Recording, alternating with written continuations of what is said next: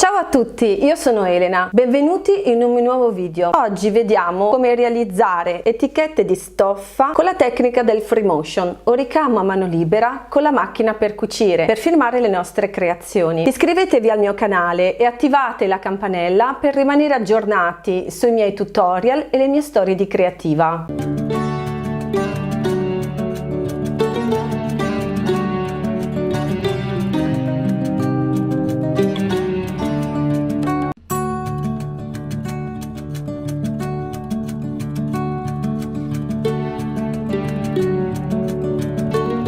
Abbassare i trasportatori della macchina. Trovate come fare sul manuale della vostra macchina per cucire. Usare il piedino da rammendo, impostare la macchina a bassa velocità. Dopo aver disegnato l'etichetta, tendere il tessuto in un telaio da ricamo.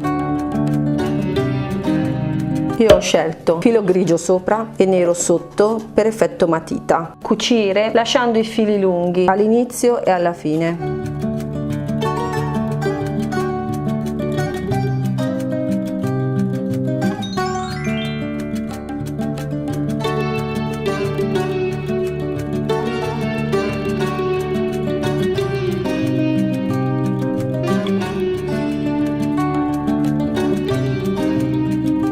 Spostare delicatamente il telaio per seguire il disegno.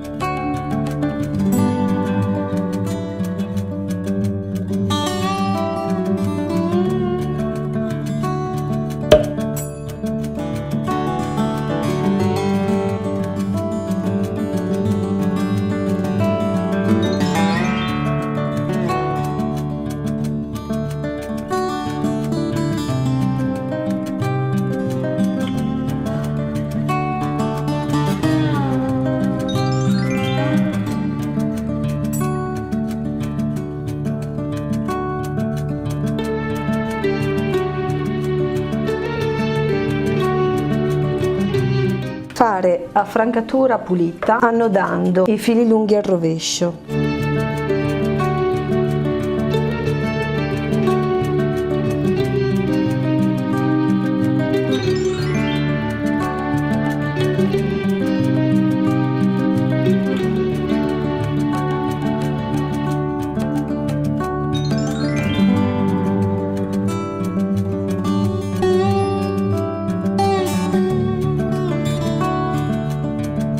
Tagliare i bordi dell'etichetta per applicarla dove volete.